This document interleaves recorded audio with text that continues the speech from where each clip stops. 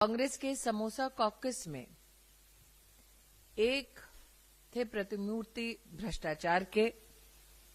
दूसरे गायब समोसे पर सीआईडी के विचार के और तीसरे जो तेलंगाना में वचन पूर्ति से हैं थोड़ा सा फरार से।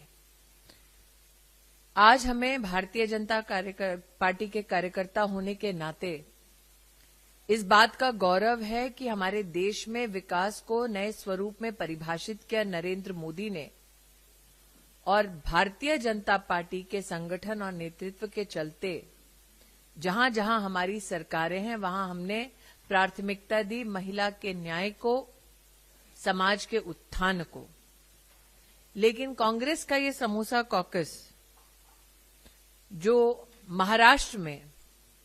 झूठ का जहर घोलने आया, उनके बारे में अगर कुछ चर्चा करें तो तथ्य कुछ ऐसे हैं। आप सब जानते हैं कि कर्नाटक में हाल ही में बैंकरप्सी के हालात को देखते हुए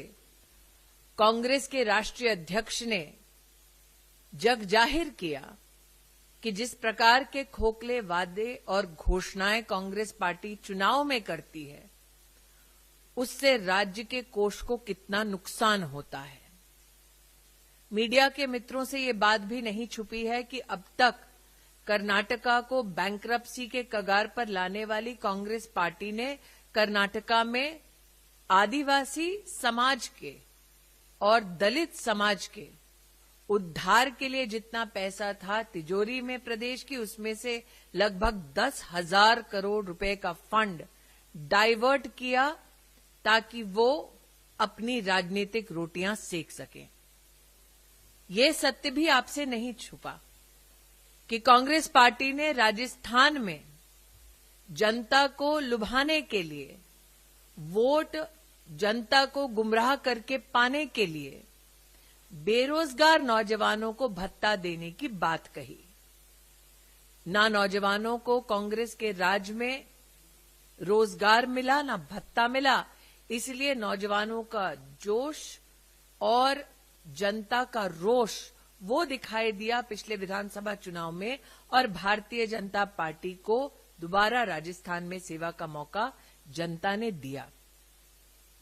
जो लोग हरियाणा के चुनाव में जलेबी की फैक्ट्री लगाने के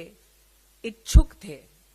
उनको करारा जवाब हरियाणा की जनता दे चुकी है। लेकिन जो पधारे समोसा कॉकस के एक विशिष्ट व्यक्ति कांग्रेस पार्टी के महाराष्ट्र की पुण्यधरा पर, उनको मैं बतलाना चाहती हूं कि वादे तो उन्होंने भी किए थे हिमाचल की जनता से कि बिजली का बिल कम करेंगे, बिल बढ़ा दिया। वादा तो उन्होंने भी किया था कि हर महिला को 1,500 रुपए देंगे, लेकिन जब उनकी सरकार आई तो 96% महिलाओं को हिमाचल प्रदेश में इस लाभ से उन्होंने वंचित कर दिया।